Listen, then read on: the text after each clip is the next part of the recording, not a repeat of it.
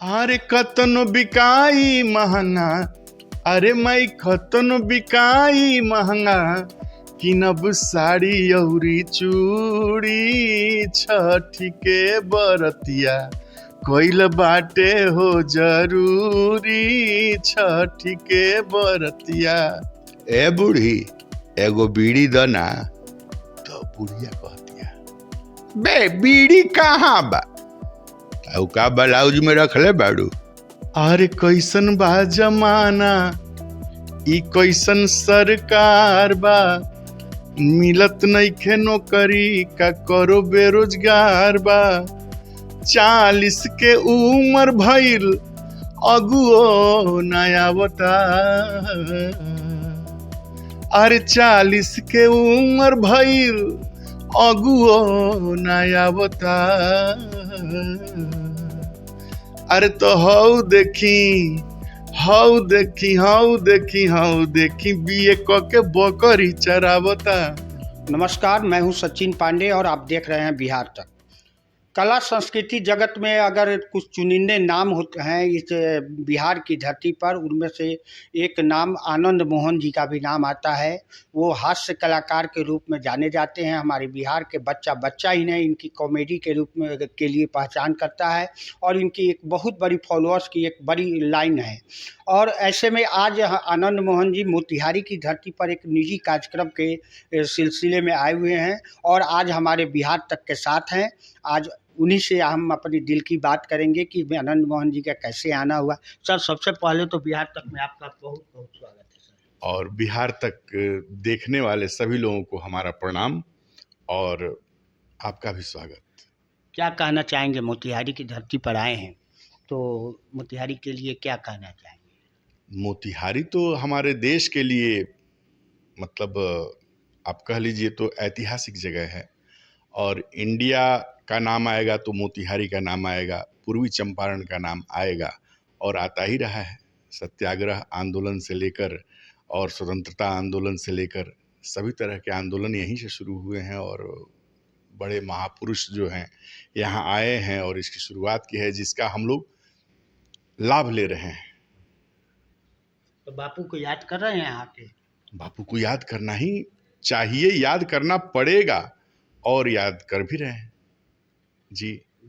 चंपारण आए हैं, चंपारण वासियों को क्या कहना चाहते हैं, क्या संदेश देना चाहते हैं आज के दौर में? चंपारण वासियों, देखिए हमारे पूरे देशवासियों को मैं तो ये कहना चाहता हूँ कि हमारी पुरानी जो लड़ाई है, पुरानी परंपराएं रही हैं और पुराने जो कार्यशैली रहा है उस पर गौर करते हुए आज भी उसको कायम रखने की कोशिश की जानी चाहिए।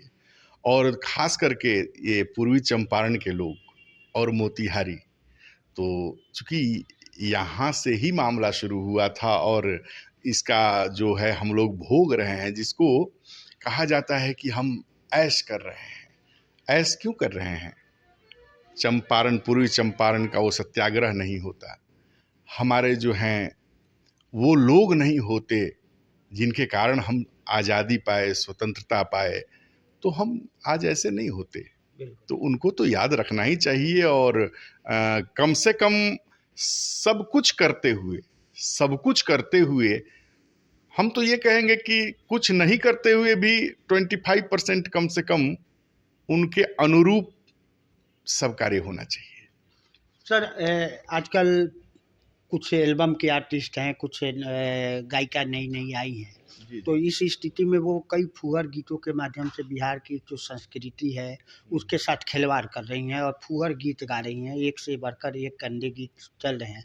इस ट्रेंड के बारे में आपका क्या कहना है? ऐसे लोगों को आप क्या संदेश देना चाहते हैं? फुहर गीत जो है वो शुरू से रहा है। अच्छा, शुरू से रामायण से लेकर महाभारत से लेकर आज तक जैसे जैसे युग बदला, राक्षस उस समय भी थे, राक्षस द्वापर में भी थे, राक्षसी प्रवृत्ति के लोग कलयुग में भी हैं, तो सदैव हरदम रहा है। तो आज हैं वो अलग बात है कि डिपार्टमेंट कौन सा है। तो हमारे संगीत डिपार्टमेंट के राक्षस जो है तो यही ना हुए, इसी में भगवान भी हुए, इसी में राक्षस भी हुए, लेकिन जीत भगवान की ही होती है। ये तो सही है, तो घबराने की कोई बात नहीं है। और मैं अगर अश्लीलता की बात कहूँ तो देखिए, हम तो एक ही चीज़ कहते हैं कि गायक अश्लील नहीं होता, कभी कभी भी गायक अश्लील नहीं होता। हाँ, अपने विवेक से अगर काम ले, कलाकार विवेकी हो, अपने विवेक से अगर काम ले तो वो अश्लील गाएगा ही नहीं। लेकिन हो सकता है उसकी कोई मजबूरी हो, या बहुत जल्दी छाना चाहता हो, या बहुत जल्दी नाम करना चाहता हो, या हो सकता है बहुत जल्दी सफलता, व्यूज पाने के चक्कर में वो ऐसा कार्य कर दिया हो या कर देता हो। लेकिन ऐसे अगर पूछा जाए तो कोई अंदर से नहीं चाहता कि हम गाली सुने। तो अगर वो विवेक आएगी जब, तो वो लोग भी संभल जाएंगे। और सबसे बड़ी बात है कि गायक, कोई कोई गायक ऐसा कार्य कर देते हैं, है ना, सब गायक ऐसा नहीं करते। सर, आप फिल्मों में, बहुत सारी फिल्मों में काम किए हैं, आपकी एक अलग पहचान है, मामा के रूप में लोग बोलते हैं, कुछ और भी बोलते हैं। तो फिल्म को ही बात करते हैं जी। ये आजकल दो सुपर स्टार पवन सिंह, खेसारी लाल यादव में वाक युद्ध हो रहा है, एक तरह से कहा जाए तो। फेसबुक के माध्यम से हो, चाहे पब्लिकली हो, चाहे कहीं हो, दोनों को स्टारडम, ऐसा लग रहा है कि दोनों में कौन बड़ा है ये साबित करने की कोशिश चल रही है। तो इस विषय पर आपकी क्या राय है, आप क्या कहना चाहिए? मैं तो ये मानता हूँ कि शिक्षा का बड़ा महत्व है इस हमारे समाज में, हमारे या किसी समाज में शिक्षा का बहुत महत्व है। और शिक्षित लोग जो होते हैं, जो शिक्षित लोग होते हैं, जिनके पास अच्छी शिक्षा होती है, उनका विवेक बड़ा अच्छा होता है और विवेकी होते हैं। तो उन्हें कोई कार्य करना होता है तो उनका जो ढंग होता है वो करने का, वो बड़ा ही अलग होता है। तो आज हमारे यहाँ भोजपुरी में भी इसको हम प्रतिस्पर्धा मानते हैं। हम ये पवन जी वाली और खेसारी जी वाली जो बातें हैं, या कोई भी कलाकार हो, तो इसको हम तो प्रतिस्पर्धा मान के चलते हैं। होना भी चाहिए, इस टाइप का प्रतिस्पर्धा मानते हैं, मतलब प्रतिस्पर्धा कि हम आगे तो हम आगे। अच्छा, तो ये होना भी चाहिए। ईगो नहीं, ये ईगो नहीं हुआ। हाँ। देखिए, स्वाभिमानी होना बहुत अच्छी चीज है, लेकिन अभिमानी होना अच्छी चीज नहीं है। जैसे तो वैसे ही प्रतिस्पर्धा का मतलब हुआ कंपटीशन, और अब आपस में कंपटीशन नहीं होगा, होड़ नहीं होगा आगे जाने का, तो आगे कैसे जाएगा।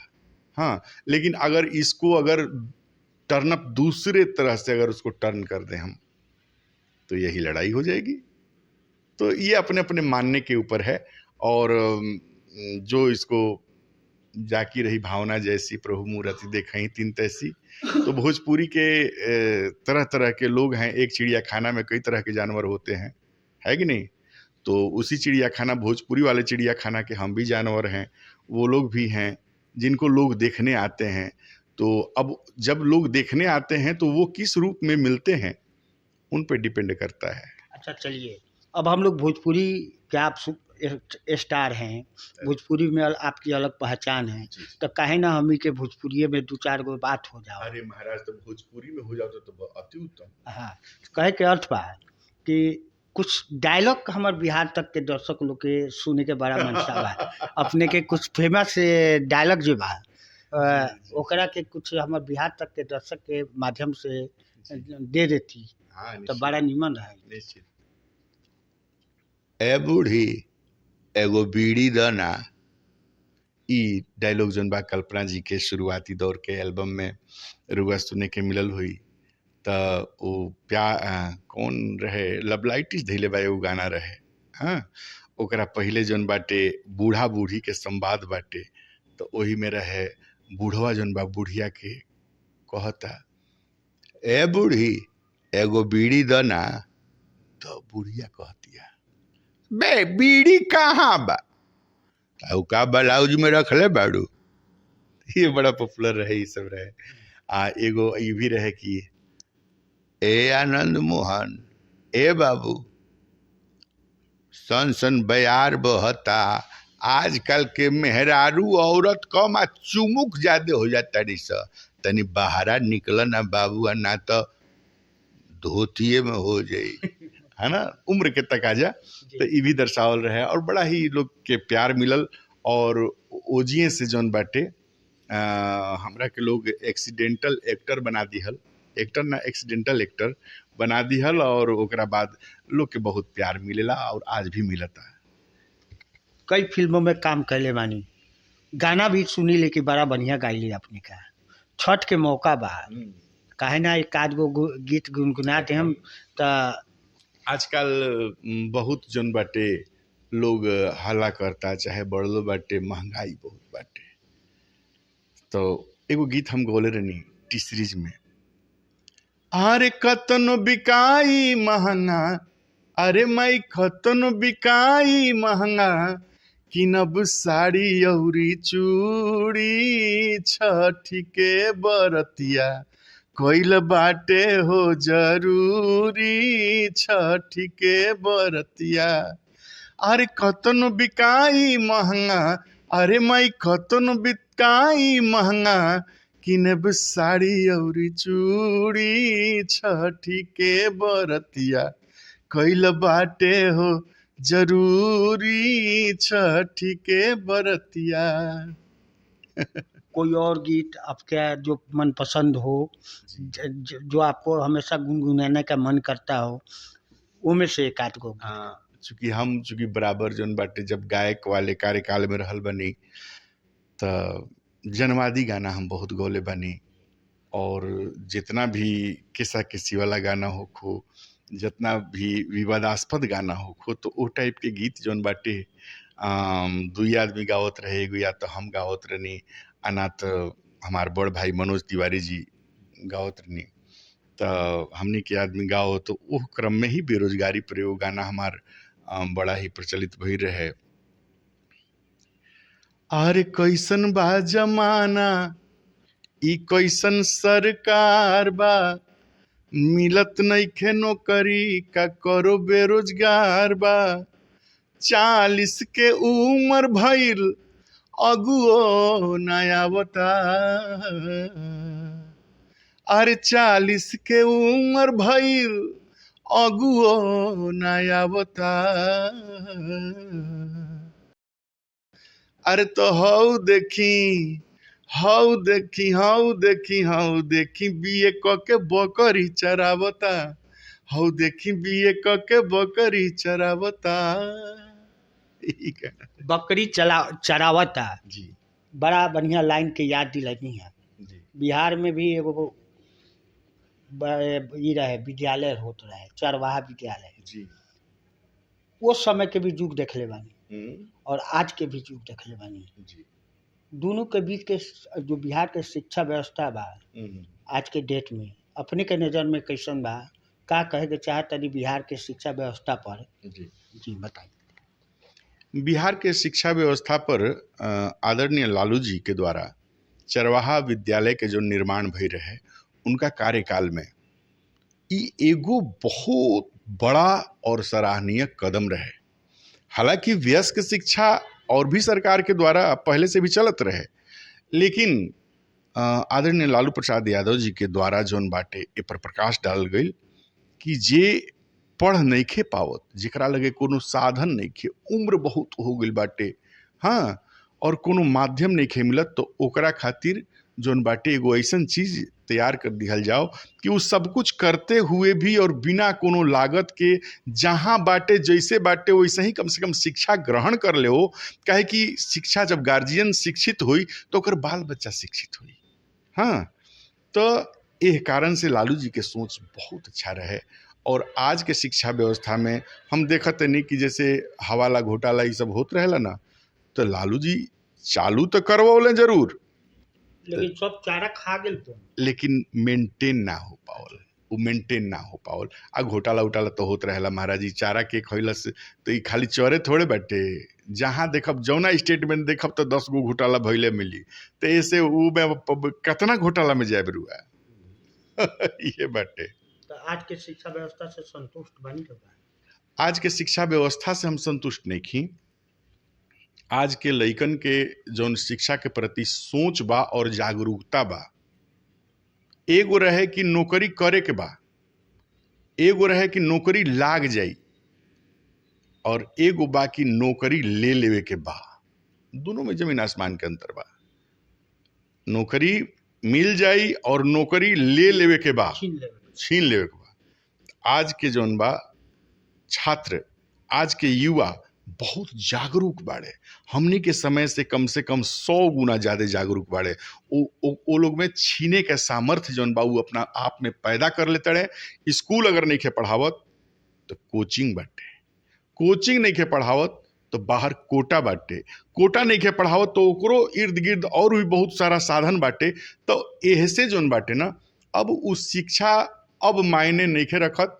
ये लोग बनाओ चाहे बिगाड़ो, शिक्षा कि ये लोग बनाओ चाहे बिगाड़ो, या एकरा के जौन भी साधन बनाओ, अपना खाना पूर्ति के साधन बनाओ, ओकरा के जौन बना ले, लेकिन अब ऊपर केहू निर्भर नहीं खे।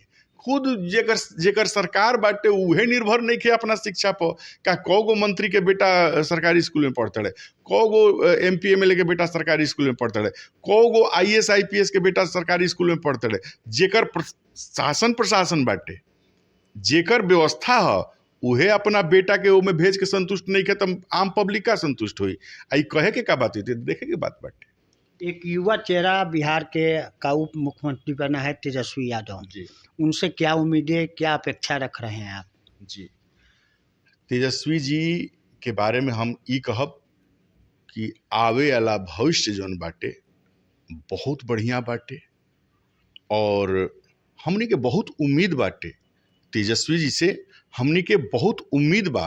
वो इंटेलेक्चुअल पर्सन अतना कम उम्र में और अतना बड़ बड़ चीज पर जोन बा प्रकाश डालते हुए, है ना, जैसे आदरणीय नीतीश कुमार जी के साथ जोन बाटे तालमेल में जोन ये लोग बाटे, तो युवा वाला डिपार्टमेंट जोन बा, युवा सोच जोन बाटे इनकर मनाता, और जोन जनरल सोच बाटे और जोन अनुभव के आधार पर जोन सोच बाटे वो नीतीश जी के मिल जाता। तो दोनों आदमी के मिल के एगो अलग ही सोच जोन बाटे वो रास्ता तैयार कर लेता। तो अगर ई रह पाइल, अगर बहुत अच्छा से निभ पावल, अगर अच्छा रहल, तो आगे बहुत अच्छा कुछ देखे के मिली। बिहार से एक नया बहार बहता है, नीतीश कुमार के प्रधानमंत्री बनावेला है। अपने कहाँ तक सहमत बानी, का कहे के चाहतनी मुद्दा पर कि बिहार के कोई आदमी प्रधानमंत्री बने? बहुत बिहारी लोग सपना देखता है, तो ये मुद्दा पर अपने के का लागत है, का ये सफल हो जाए ये लोग ये अभियान में? देखिए, अभी आदरणीय नरेंद्र मोदी जी बानी, और नरेंद्र मोदी जी के द्वारा कईल बहुत सारा ऐतिहासिक कार्य जोन बाटे, कतना बरिस से पेंडिंग कुल रहा, सब लोग आवत रहा, जात रहा, केहू से कुछ ना होत रहा। और एगो कहाई युग पुरुष ही कहाई, हाँ, कि ईश्वर भेज दिले नरेंद्र मोदी जी के, और उनका माध्यम से जोन बा इतना बड़ा बड़ा सब जकड़ल काम जोन बाटे आज पूरा हो गई, है ना। तो हम तो ये कहब कि बिहार जोन बाटे ई बिहारे नु सबके बनावेला। बिहार आपन जोन राज्य बाटे ई राज्य ही बनावेला। डॉक्टर राजेंद्र प्रसाद से लेके रुआ देख ली, अगर बिहार के अगर छोड़ दिया जाओ, बिहार के अगर छोड़ा के कोनो काम रुआ सोची है देश में हो जाओ, तो रुआ जौन कहीं तौन। ऐसे ई कौन नया बात बाटे, बिहार के प्रधानमंत्री हो जाओ तो कौन नया बात नहीं खे। और हमनी के शुभकामना बाटे नीतीश कुमार जी प्रधानमंत्री हो जाए तो हमनी के बिहार के इतना अच्छा हुई कि मत पूछी। ऐसे अच्छा हुई कि चूंकि बिहार के रग रग से वहाँ के वाकिफ बनी, जितना दिन वहाँ के शासन लगातार कोयले बनी बिहार में, उतना दिन शायद एक आदमी शायद नहीं खे कोयले, हमारा नहीं के पता, नहीं कैले हुई। तो वहाँ के तो रग रग से पता बानी, नस नस से पता बानी।